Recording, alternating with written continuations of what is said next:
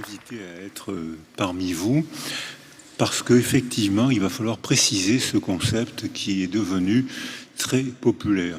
Vous avez dit que je suis internationalement reconnu. Il y a un petit défaut, je rentre de la planète Mars où le concept de résilience se développe très bien. Je n'ai pas au courant. Je suis vraiment confus. Alors, c'est vrai que ce mot a un succès. Aucun concept ne peut naître en dehors de sa culture. Donc, le fait que le concept de résilience soit rentré dans notre culture prouve qu'il y avait une attente. Or, c'est un mot français qui vient du latin resalire, qui a donné ressaut, qui a donné résilier. Et ce mot a d'abord été employé par les écrivains, les littéraires, Paul Claudel, qui raconte qu'en 1929, au moment du krach américain, il dit que si certains banquiers se jettent par la fenêtre, c'est certainement pour mieux rebondir. Alors il y a peut-être un peu de cynisme dans cette remarque. Mauroy, parlant de George Sand, dit qu'après ces épreuves, elle se remet à vivre. C'est donc qu'elle a cette qualité de résilience. On approche déjà de la définition qu'on est en train laborieusement, vous avez raison, en train d'essayer d'éclaircir. Et puis, on s'est rendu compte aussi que quand un concept est trop vite accepté par la culture, il est digéré par chacun dans des disciplines différentes et comme tous les mots sont des organismes vivants qui changent de signification selon le contexte où on les fait vivre. Alors par exemple, vous regarderez la télévision ce soir et vous verrez une compagnie d'assurance qui dit « Nous assurons nuit et jour, 7 jours sur 7, c'est dans notre ADN ». Je serais bien curieux de demander à cette compagnie d'assurance de me donner la définition biochimique de l'ADN. Donc il y a plein de mots comme ça. Le mot « idiot », qui vous arrive certainement d'employer, était à l'origine un concept scientifique qui désignait un niveau de quotient intellectuel déterminé par les échelles de Binet et Simon. Aujourd'hui, quand il vous arrive de dire à quelqu'un « espèce d'idiot », je suis certain que vous ne pensez pas à Binet-Simon.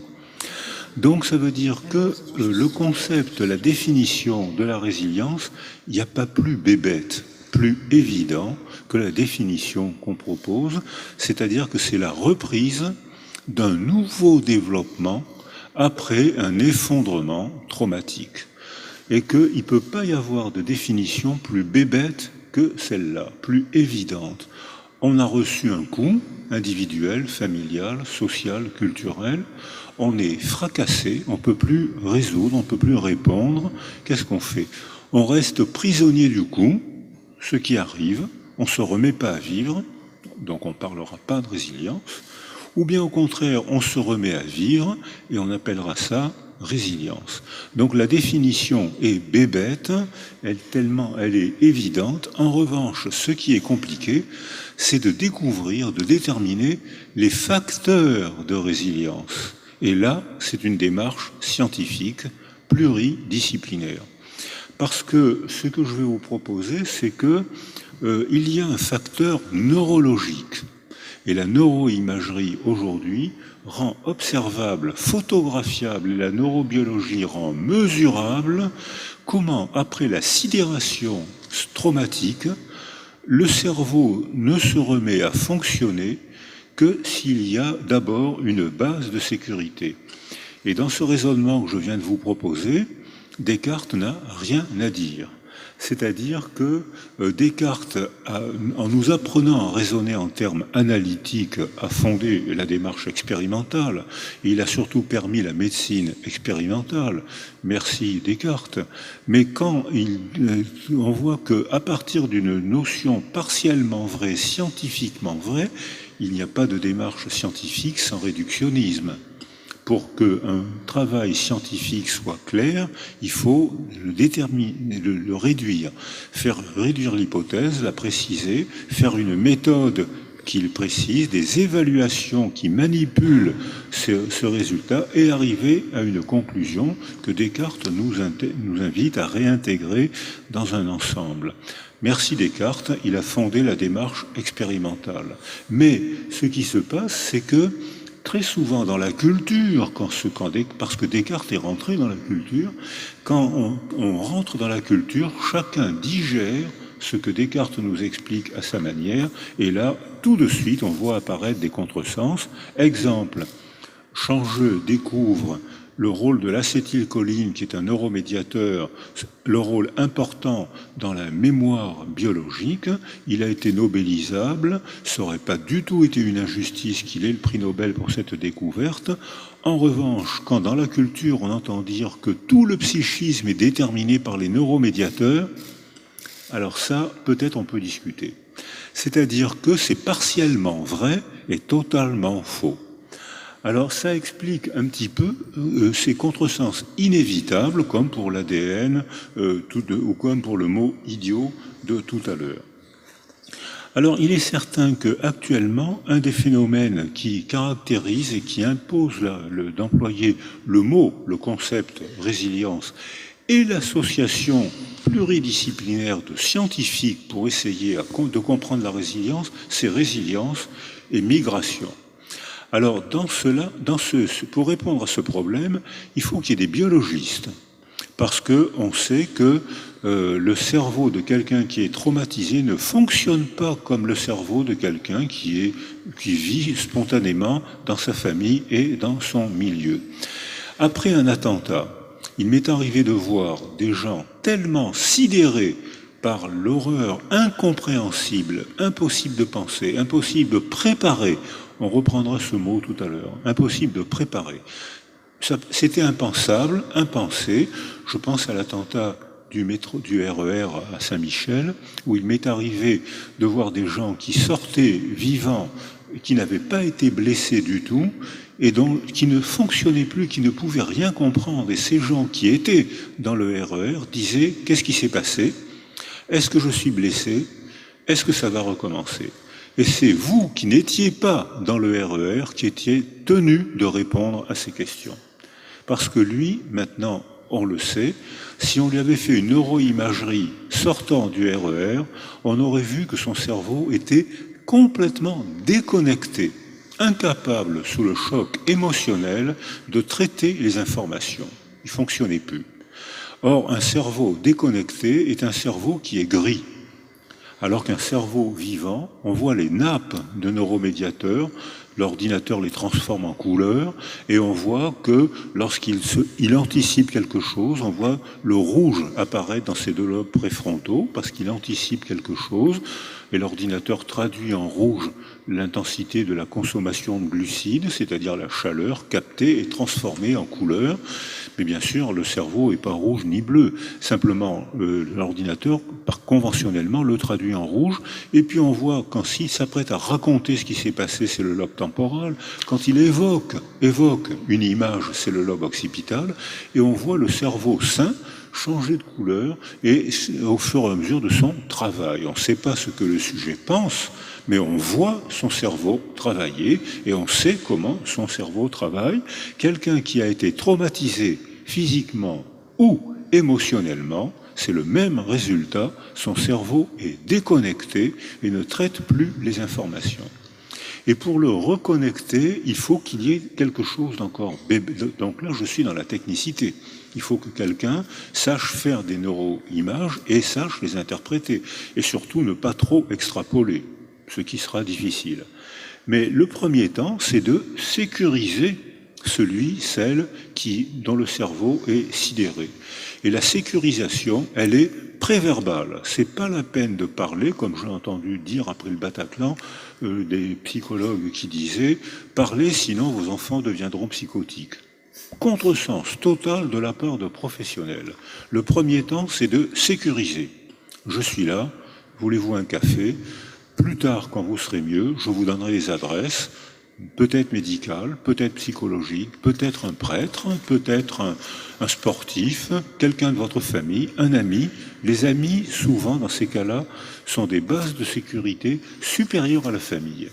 Et quand on a demandé, Bernard Rimet a demandé qui vous a sécurisé le plus après un traumatisme, Bernard Rimet a dépassé les 80% de réponses. Quelqu'un, un ami à qui je faisais confiance. Plus que ma famille, j'avais peur de les entraîner dans mon malheur, j'avais peur de leur raconter ce qui m'était arrivé. J'ai plus facilement parlé à un ami qu'à un proche. Pour d'autres, c'est un prêtre, pour d'autres, c'est un psychologue. Chacun trouve son tuteur de résilience comme il peut en fonction de son histoire et de son contexte. Alors, on sait que finalement, ce concept-là est général. La définition est bébête, mais déjà on entre dans la technicité. Or, les techniciens se sont emparés de ce mot bien avant les psychologues. Et la plus belle définition que j'ai rencontrée de la résilience, c'est les agronomes qui me l'ont proposée. C'est-à-dire je sais qu'il y a des Toulonnais dans la salle, il y a eu l'incendie du Cap Sissier. Ce que je vais dire est affreux, c'était merveilleux. Le ciel, la montagne brûlait, le ciel était rouge et noir, j'étais en bateau, la mer était grise sous la cendre, c'était d'une beauté stupéfiante, c'était vraiment une beauté, sauf que le Cap Sissier brûlait. Et après, quand l'incendie a fini par s'arrêter, parce qu'il y avait du Mistral qui l'a entretenu, quand l'incendie a fini par s'arrêter, j'ai une patiente qui me disait « les arbres sont méchants ». Et effectivement, on voyait que les troncs calcinés qui se dressaient comme dans Blanche-Neige. Quand dans Blanche-Neige les arbres lui attrapent la robe pour l'empêcher, et les arbres étaient méchants. Elles éprouvaient ça comme ça. Et puis, quelques années après, on a vu réapparaître les cystes, des fleurs qui n'existaient plus parce que sous les pins, le sol est acidifié, donc il n'y avait plus de fleurs. On a vu réapparaître le petit gibier, et on a vu réapparaître les aigles, Jean Blanc, 3 mètres d'envergure, qui se mettaient à tournoyer parce qu'ils recommençaient à repérer le petit gibier qu'ils ne voyaient plus. Le sol, les agronomes m'ont dit, un sol est dit résilient quand après une catastrophe naturelle, un incendie ou une inondation, la vie réapparaît, la vie reprend, mais pas comme avant. Elle est belle, mais c'est pas celle qui existait avant. Et quand on voit, pour ceux qui ont été à New York, Boston, dans cette région de l'Amérique du Nord, il y a eu 5 inondations successives et 5 retraits des eaux, et à chaque fois, les fossiles étaient différents. Donc on a une illustration, je pense que c'est la plus belle métaphore de la résilience. Alors bien sûr, j'habite à Toulon, et les sous-mariniers, avec qui je travaille souvent, qui sont des marins passionnants, très sélectionnés, très entraînés, les sous-mariniers disaient « ce sous-marin est résilient ». Un sous-marin résilient, mais qu'est-ce qu'il raconte? Un sous-marin est résilient. Oui, quand un sous-marin résiste aux pressions du milieu et malgré les coups peut reprendre une autre direction parce qu'il a cogné quelque chose, il a résisté aux pressions, il a cogné un obstacle et pourtant il a repris une autre route, ce sous-marin est résilient. Voilà une autre définition. Alors toutes ces définitions exigent des scientifiques et des techniciens. Des scientifiques du sol, des scientifiques de la métallurgie, des techniciens et des sous-mariniers. Alors comment peut-on appliquer ça à l'immigration? C'est-à-dire que là, on va quitter le domaine, on va un peu quitter le domaine de la biologie, mais si on leur faisait une neuroimagerie, on trouverait des troubles. On sait maintenant que quand on fait dans une population générale, l'OMS dit qu'il y a, quelle que soit la culture, il y a 1% de personnes qui deviennent schizophrènes. Est-ce que c'est génétique? Oui. Est-ce que ce n'est pas génétique? Oui aussi, parce qu'on ne peut plus distinguer le génétique de l'environnement, c'est-à-dire que la notion de programme génétique est un non-sens parfait, parce que aucune bandelette génétique ne peut s'exprimer sans milieu. Il faut un milieu, et une fois que le milieu existe, il tutorise l'expression de la bandelette génétique de 1000 formes différentes, c'est-à-dire qu'il y a un alphabet très simple de 4 bases de l'ADN, et ces 4 bases agencées finissent par faire des romans, des théories infiniment différents selon les structures du milieu. C'est-à-dire qu'on ne peut plus, Descartes, alors là, il se met le doigt dans l'œil jusqu'au coude, c'est-à-dire qu'on ne peut plus distinguer l'inné, l'acquis, le génétique et l'environnement. Les deux fonctionnent ensemble, et ce que j'ai entendu jusqu'à maintenant, c'est la recherche de praticiens. Et que ce mot praticien, j'ai été praticien pendant 40 ans, mais dans mes groupes, il y a des chercheurs de laboratoire qui nous apprennent beaucoup de choses.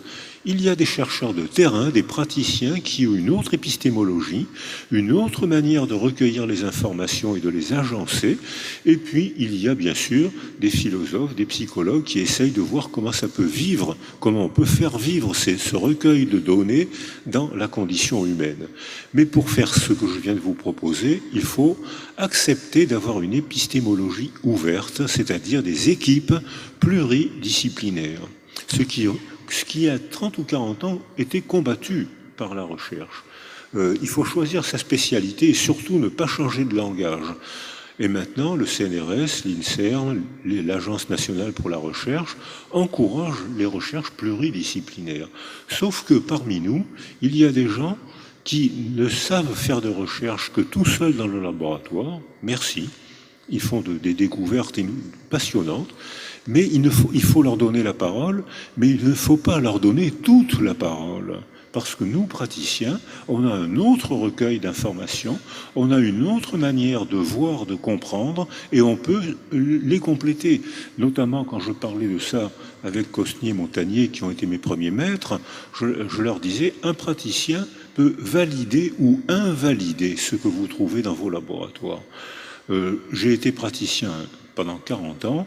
Pendant 40 ans, on nous a expliqué une théorie parfaite, l'inhibition de la recapture de la sérotonine. Oh, c'était cohérent, c'était parfait, c'était tellement cohérent que j'étais convaincu que c'était vrai. Il y a plein de délires qui sont cohérents. C'est-à-dire que c'était cohérent et pas vrai. Et maintenant, les jeunes en laboratoire nous disent attention. Cette théorie était cohérente parce qu'elle était représentée avec de beaux graphiques, de belles images sur du papier glacé, ce qui est très convaincant. Hein. Quand le papier est glacé, on a envie de croire la publication scientifique. Hein. Eh bien, maintenant, les jeunes disent c'est pas si évident que ça. Donc, cette démarche évolutive, et voilà peut-être le mot qui organise mon exposé, cette démarche évolutive fait que ce qui est vrai aujourd'hui dans un contexte donné peut ne plus être vrai 10 ans après dans un autre contexte. Or, nous, praticiens, nos patients, nos employés, la vie quotidienne sur le terrain nous entraîne, nous exerce à ce raisonnement évolutionniste qui, dans cette salle, je pense que presque tout le monde sera d'accord pour accepter le mot évolution, donc le plaisir de douter, le plaisir de changer d'idée, parce que ce qui est vrai dans un contexte n'est pas vrai dans un autre contexte, le plaisir de rencontrer des gens qui ont une autre discipline que la nôtre, donc on est moins performant que les gens de laboratoire, mais on est plus horizontal. L'image de cette fille dont j'ai oublié le nom qui disait la résilience, c'est pas ça, c'est ça. Je trouve que paraverbalement, c'est magnifique, parce que ça, c'est la synchronie, c'est le coping, c'est faire face, c'est l'affrontement. C'est-à-dire que ça exige les facteurs de protection, je souligne, facteurs de protection qu'on a acquis avant le traumatisme, alors que ça, comme elle dit, c'est reprendre un nouvel envol, un nouveau développement après le fracas traumatique. Donc voilà, paraverbalement, une très jolie définition de la résilience et qui nous fait bien comprendre la suite de mon exposé, c'est-à-dire la différence à faire entre les facteurs de protection acquis avant le traumatisme et le facteur de résilience que notre culture, les mairies, les gendarmes, les militaires, les médecins, les psychologues mettent en place, organisent après le traumatisme. Les facteurs de protection qui sont mis en place avant le traumatisme sont essentiellement familiaux et culturels. Et on voit que actuellement, ceux qui font de la neuroimagerie, et notamment dans mon équipe, il y a deux grands neurologues que j'admire beaucoup, Pierre Bustani et Pierre Lemarquis, qui nous montre des images stupéfiantes et qui montre comment notre cerveau est sculpté par notre milieu familial et culturel. Un enfant préverbal abandonné ou isolé à cause d'un malheur familial, maladie, mort de la mère, précarité sociale, guerre et bien d'autres causes de souffrir, raisons de souffrir, cet enfant-là n'étant plus stimulé par la banalité du quotidien, nourrir, toiletter, sourire, embrasser, gronder, la banalité du quotidien, qui pour un bébé est un stimulus quotidien de son cerveau. S'il y a un malheur familial ou culturel autour du bébé, il a un appauvrissement de la niche affective, son cerveau n'est plus stimulé, et comme on le voit en pratique courante, même avec des scanners de ville, c'est même pas la peine de faire de la neuroimagerie, on voit apparaître très rapidement une atrophie des 2 lobes préfrontaux. Or, cette altération cognitive est la conséquence d'une défaillance du milieu, que cette défaillance soit la violence conjugale, l'abandon, ou une guerre, ou une précarité sociale, où les parents sont obligés de partir le matin, sont malheureux, la niche sensorielle qui entoure l'enfant désorganise la construction, le développement de son cerveau. Les altérations cognitives ne sont pas du tout dues à une maladie génétique, cet enfant est sain, son cerveau est altéré à cause d'une désorganisation familiale ou sociale. Et là, nous, soigneurs, praticiens, on a un degré de liberté. On peut agir sur le milieu qui agit sur nous. Et on peut donc l'organiser, le pré-organiser, en prévoyant que forcément, statistiquement, il y a une forte probabilité de traumatisme. Dans cette salle, d'après l'OMS, 1 personne sur 2 a connu un traumatisme dans sa vie. Et 100% des personnes dans cette salle ont connu les épreuves de la vie. 100 personnes. Or, dans un traumatisme, donc son cerveau a été altéré, et s'il était bébé, eh bien, il a eu une atrophie bifrontale.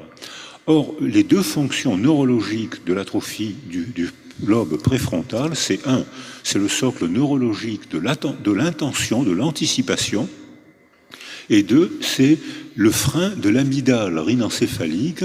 Il y a 2 anneaux du circuit des émotions et de la mémoire qui se terminent par un renflement. Alors, nous, en neurologie, on dit amygdale rhinencéphalique. Et j'ai eu tellement de gens qui me disaient, mais alors vous mettez le psychisme là? Non, non. Alors maintenant, je dis amande rhinencéphalique, l'amande, parce que c'est des amas de neurones qui sont le socle neurologique des émotions intenses, d'angoisse intense, de frayeur intense, de colère intense. Et que si le milieu a été défaillant, le lobe préfrontal n'inhibe plus le fonctionnement de l'amygdale rhinencéphalique qui est constamment rouge, flambe, consomme beaucoup d'énergie, et ça explique le comportement de certains de nos adolescents ou enfants dans les quartiers déculturés, dans ces quartiers où on n'apprend pas à ces enfants à parler, où il n'y a pas de lieu de parole, il n'y a pas de rituel de rencontre. Ces enfants-là, si leur cerveau a été atrophié par un malheur de la famille ou de la culture, ne savent pas freiner l'amygdale rhinencéphalique. Et sur le plan pratique, ça donne ces enfants « Bonjour, ça va? Pourquoi tu me parles comme ça ?» je te dis bonjour. Pourquoi tu me regardes comme ça? Tu me cherches? Ben non, je te dis, tu veux la bagarre? Tu me manques de respect? Non, je te manque pas. Ces enfants-là, à cause d'un malheur de leur milieu, interprètent toute information comme une agression. Et dans ce raisonnement que je viens de vous proposer, c'est un raisonnement systémique. Alors là, Descartes, il touche plus sa bille. Là, Descartes qui fonctionne, qui est nécessaire dans les laboratoires, pour nous praticiens, il touche plus sa bille. Comment faire? Comment il peut comprendre un raisonnement qui intègre des données tellement hétérogènes? Nous praticiens, nos patients, les gens avec qui on vit, nous entraînent tous les jours à tenir un raisonnement comme ça. Dans un laboratoire, c'est beaucoup plus compliqué parce que c'est un raisonnement hétérogène. Alors, il y a dans les catastrophes naturelles, bien sûr, il y a beaucoup moins de syndromes psychotraumatiques dans les catastrophes naturelles que dans les catastrophes culturelles. Dans les catastrophes naturelles où il y a énormément de morts, je pense au tsunami, je pense à Vaison-la-Romaine, il y a énormément de morts, on pardonne à la nature. Elle n'est pas responsable des souffrances qu'elle nous a infligées. Il y a moins de syndromes psychotraumatiques. Après le tsunami en Thaïlande, il y a eu énormément de morts, il y a eu beaucoup moins de syndromes psychotraumatiques parce que les Suédois, qui étaient souvent en vacances, les familles suédoises sont arrivées, l'organisation des secours a été parfaitement bien organisée, les familles suédoises ont entouré les survivants, il y a eu énormément de morts dans le réel, il y a eu énormément de morts. Dans la représentation du réel après la catastrophe, ça va, je n'ai pas été laissé seul, quelqu'un m'a tendu la main, quelqu'un m'a tendu la parole, je n'ai pas été laissé seul. Une fois que mon cerveau s'est apaisé, plus tard, une fois que j'ai été sécurisé, j'ai été contraint au travail du sens. Moi, être humain, je ne peux vivre que si je donne sens au malheur qui m'arrive. Sinon, je ne comprends pas, je suis incohérent, je suis hébété. Et là, cette contrainte à donner sens, c'est la culture, le cinéma, les romanciers, les films, le théâtre. Là, le théâtre chez les Grecs avait une fonction démocratique. Les comédiens devaient mettre en scène les problèmes de la cité, l'inceste, les barbares, les conflits, et ils devaient jouer les rôles de la cité. Et puis ensuite, on faisait sortir tous les non-citoyens, on fermait le théâtre, et les citoyens devaient débattre de ce que les comédiens avaient joué en scène. Et ça a été une fonction, le théâtre a été une fonction démocratique importante. C'est pour ça que quand j'étais président de Château-Vallon, près de Toulon, j'avais dit, bien sûr, le théâtre est important, mais le 4e acte du théâtre, une fois qu'il y a eu les 3 actes qui mettent en scène la tragédie, le 4e acte, c'est le restaurant. Il est très important d'aller au restaurant pour discuter du théâtre, et bien sûr, on n'est jamais d'accord. Mais n'étant jamais d'accord, on débat, on argumente, et on tisse des liens, on s'exprime. Ça fait partie de la fonction démocratique. Or, après Vaison-la-Romaine, on constate que, après Vaison-la-Romaine, on avait fait plusieurs populations. Il y avait bien sûr la population des noyés, parce que l'eau, ceux qui n'ont pas été à Vaison-la-Romaine doivent y aller, tellement c'est beau, tellement ce village est beau. Mais les maisons étaient construites sur des surplombs, et l'eau est montée tellement vite que les maisons faisaient un angle, l'eau est rentrée a fracassé le mur et est sortie par l'autre fenêtre ou l'autre porte en emportant les meubles et les gens qui étaient là-dedans. Donc il y a eu un épicentre avec des morts, des noyés, des blessés, des ruinés. Il y a eu autour les gens qui avaient des proches dans cet épicentre et qui donc étaient concernés, et il y avait des gens qui étaient loin de l'épicentre. 1 an après, on a fait une évaluation des syndromes psychotraumatiques. Et on a trouvé le plus de syndromes psychotraumatiques loin de l'épicentre, parce qu'on avait dit aux gens, taisez-vous, vous n'avez rien à faire, vous n'avez rien à dire, vous n'êtes pas noyés, taisez-vous, laissez-nous. Alors bien sûr, il fallait s'occuper des gens, des survivants qui étaient noyés ou blessés, c'était bien sûr la priorité, mais il fallait aussi donner la parole aux gens qui étaient loin. Et on a constaté, par exemple, j'étais avant-hier à une réunion avec Xavier Emmanueli après le massacre du Bataclan et du Stade de France. L'organisation avait été anticipée, le malheur avait été anticipé, et Xavier et son équipe avaient fait une organisation technique absolument parfaite. C'est-à-dire qu'il y a eu énormément de morts, énormément de blessés, pratiquement tous les blessés ont été récupérés, tellement l'organisation des soins, du ramassage des blessés, et il y avait une organisation technique avec à l'hôpital Necker des écrans et des GPS. Le pompier faisait une dérive cardiaque, le cardiologue était à Necker, et il disait, ah ben là, il y a un bloc de branches, il faut vite que tu l'envoies à tel endroit, 3 rues à côté, tu as un cardiologue qui saura faire ça. Presque tous les blessés ont été récupérés. C'est-à-dire que là, il y a eu un succès technique parce que le malheur avait été préparé, anticipé. En revanche, j'étais en Israël la semaine dernière, ou il n'y a pas longtemps, et ils ont tous été stupéfaits qu'on ait attendu 14 minutes avant que quelqu'un ose, un policier qui n'était pas en fonction, ose abattre le tueur qui continuait à mitrailler tranquillement parce qu'ils attendaient les ordres administratifs. 14 minutes. C'est-à-dire que si la police et l'armée avaient anticipé le massacre, probablement l'assassin, le terroriste, aurait été tué tout de suite. Il y aurait eu des morts, bien sûr, mais beaucoup moins, beaucoup moins. Or là, il y a eu une défaillance de l'organisation parce qu'ils n'avaient pas anticipé, ou parce que pour des raisons administratives, culturelles, idéologiques, je ne sais pas, quelque chose avait été mal anticipé. Alors, je vais terminer par le problème qui nous touche et qui va se développer, parce qu'on parle beaucoup de la migration, alors qu'en France, il y a très peu de migrants, il y en a plus en Allemagne, il y en a énormément au Liban, il y en a énormément en Turquie. J'étais au Liban il n'y a pas longtemps. Alors, les chiffres dans ces cas-là varient énormément. Hein. Ça variait de 1 million à 2 millions de migrants. Bon, pour ne pas se disputer, on va dire 1,5 million. Mais ce que j'ai vu, c'est des toiles de tente, des villages entiers de toiles de tente, aux rues larges, et vous avez compris pourquoi. Parce que le camp est la plus mauvaise manière d'accueillir les migrants. Et que les rues étaient larges pour que la police ou l'armée puisse débouler, alors que quand les camps sont étroits, les processus archaïques de socialisation réapparaissent en 2 jours, 3 jours, comme à Calais, c'est-à-dire la loi du plus fort. Le narcotrafiquant, généralement un adolescent, d'une violence extrême, entouré par des sous-lieutenants qui augmentent sa puissance et qui terrorisent le milieu. Et la police ne peut pas, ou a du mal à intervenir. Donc là encore, il y a une préparation possible qui n'est pas faite dans les camps.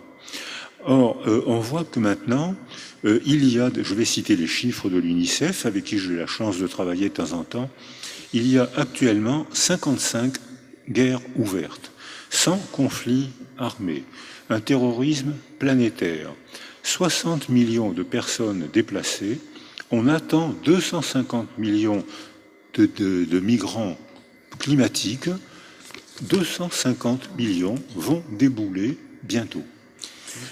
Donc il y a 40 millions d'enfants sans famille, 12 millions d'enfants errants, 60 millions d'enfants traumatisés. Donc c'est une catastrophe planétaire et il va bien falloir s'organiser, prévoir quelque chose pour empêcher, si on peut, ou en tout cas pour limiter la casse, comme Xavier Emmanuelli a su le faire pour les blessés du Bataclan. Alors là, on constate que dans ces populations-là, la souffrance est particulière, parce qu'ils ont été chassés de leur pays, par la guerre, par la dictature, et bientôt par la sécheresse. Ils ont été agressés, exploités pendant le transport, pillés, agressés, parfois tués pendant le transport, et ils sont diversement accueillis dans les pays d'accueil. Les sociologues avec qui je travaille peuvent évaluer avec des marqueurs de bien-être assez fiables, c'est-à-dire le niveau d'études, le travail, le niveau d'études des migrants qui est souvent bien supérieur à ce qu'on croit. Ils arrivent en France ou en Allemagne ayant un métier mais n'ayant pas la possibilité de l'exercer. Le niveau des migrants, la famille, la consommation médicale, la consommation psychiatrique, la délinquance. Il y a une dizaine de marqueurs fiables qui ne sont pas d'un niveau d'abstraction très élevé, mais qui sont des marqueurs fiables. Et on constate qu'il y a des groupes de migrants qui ont beaucoup de marqueurs de bien-être. Et à l'inverse, des groupes de migrants qui ont beaucoup de marqueurs de mal-être. Devinez où sont les groupes de migrants qui ont des marqueurs de mal-être? Dans les camps. C'est-à-dire que le camp, c'est certainement la plus mauvaise manière d'accueillir un migrant et de faciliter, d'encourager, de provoquer même la délinquance, la violence, dont on se plaindra parce qu'on va en souffrir. Et aussi. Alors il y a un deuxième mode d'accueil, c'est la cohabitation, comme à Perpignan ou à Béziers, où on voit des quartiers de gitans qui cohabitent avec des quartiers de maghrébins, de musulmans maghrébins. c'est que cette cohabitation fait qu'il n'y a pas de problème. Rien ne se passe tant qu'il n'y a pas de problème. Est-ce que vous connaissez une seule société humaine sans problème? Un jour ou l'autre, il y a un problème posé généralement par quelque chose de très grave, comme par exemple un match de football, comme par exemple deux garçons, un gitan, un maghrébin qui courtisent la même fille. Alors là, ça déclenche bien sûr une inévitable violence, et cette violence est très grande. Une fois qu'elle est déclenchée, elle est très grande. Donc la cohabitation est possible tant qu'il n'y a pas de problème, mais un jour ou l'autre, il y aura des problèmes. Le troisième mode, c'est l'assimilation, qui a été proposé par le gouvernement de Vichy, qui a été proposé par Marine Le Pen, qui est proposé par Marine Le Pen, qui a été proposé par l'Australie, par l'Israël, et qui, d'après ce que nous ont expliqué les politiciens, a donné de mauvais résultats. C'est-à-dire que l'assimilation est une bombe à retardement. Quand l'assimilation est forcée, ça veut dire on vous accueille, mais taisez-vous. On ne veut pas savoir d'où vous venez. On ne veut pas savoir votre religion d'origine. On ne veut pas savoir votre culture. Si vous voulez rester avec nous, taisez-vous ou partez. C'est le problème. Beaucoup de migrants se taisent parce qu'ils sont malheureux, parce qu'ils ont été chassés de chez eux. C'est le paradoxe de la deuxième génération. C'est dans la deuxième génération qu'on trouve le plus de délinquance et de marqueurs de mal-être. C'est-à-dire que là, il a fallu des psychologues et des sociologues pour faire cette phrase que je viens de vous proposer. Et l'explication, c'est les théories de l'attachement, c'est que la première génération souffre et se tait pour accepter, espérant, rêvant que leurs enfants pourraient, eux, s'intégrer dans le pays. Or, les enfants, la deuxième génération, ont pour parents des parents insécurisants à cause du mode d'accueil. Donc ces parents ne peuvent pas jouer la fonction parentale sécurisante et dynamisante. Et c'est leurs enfants qui explosent et qui ont des marqueurs de mal-être, alors qu'ils ont été dans les écoles françaises ou allemandes, ils ont touché des bourses, ils ont appris la langue, ils ont appris les lois, et c'est chez eux qu'on trouve le plus de candidats terroristes, parce que leurs parents n'ont pas pu jouer la fonction tranquillisante et dynamisante que doivent jouer normalement les parents.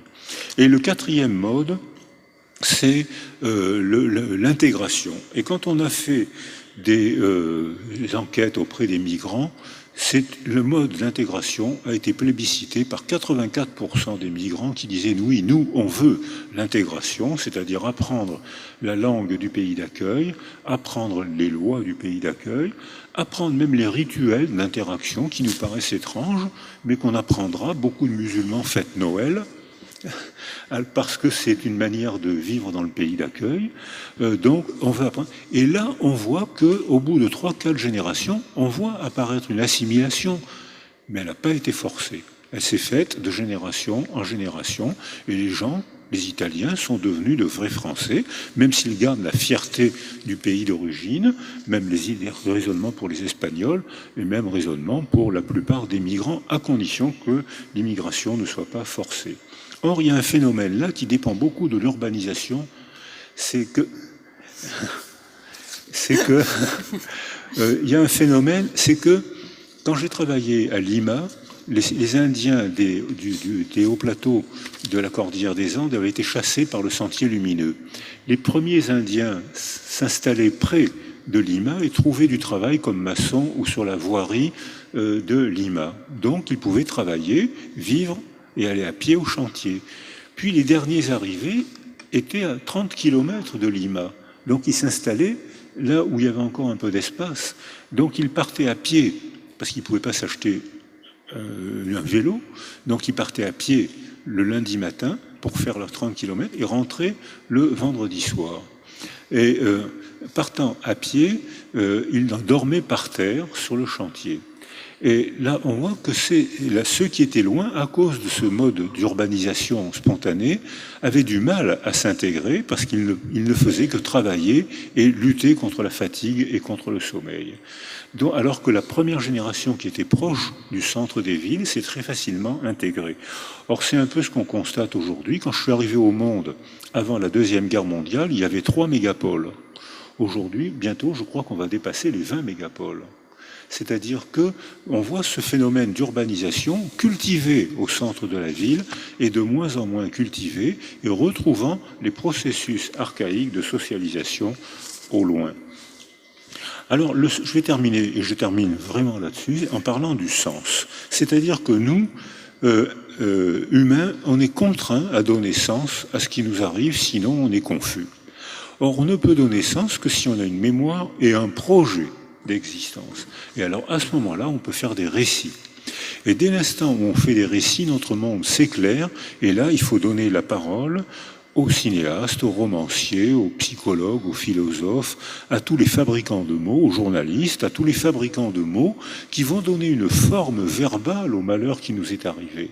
Alors là, on a quitté complètement la biologie et pourtant, on constate que quand il y a une cohérence entre les récits, les marqueurs de bien-être augmentent assez rapidement, alors que quand il y a une discordance entre le récit que je me fais du malheur qui m'est arrivé et les récits que vous faites du malheur qui m'est arrivé, je suis coupé en deux, j'ai une personnalité psychologiquement clivée, et dans ce cas-là, j'aurai du mal à m'intégrer.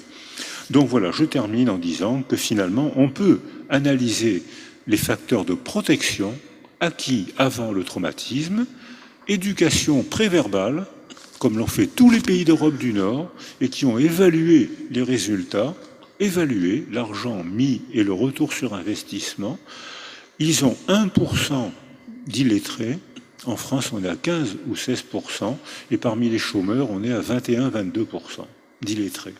Ils sont à 1%, parce qu'ils ont ralenti le développement de leurs enfants. Donc, ils ont acquis, en ralentissant le développement des enfants, ils leur ont permis d'acquérir la confiance en eux. Et aux évaluations PISA, c'est-à-dire aux évaluations scolaires de l'UNESCO, à l'âge de 15 ans, ils sont médailles d'or. Alors que les systèmes éducatifs ralentissent le développement des enfants, et le fait de les ralentir leur apprend le plaisir d'apprendre et la confiance en eux.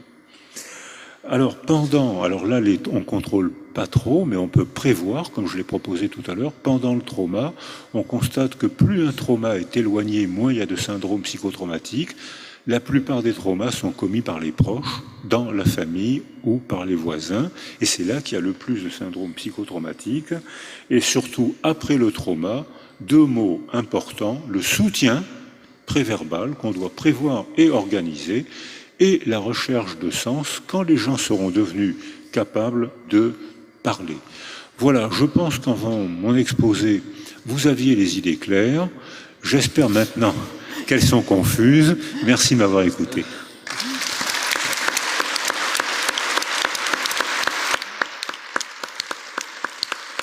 Merci beaucoup.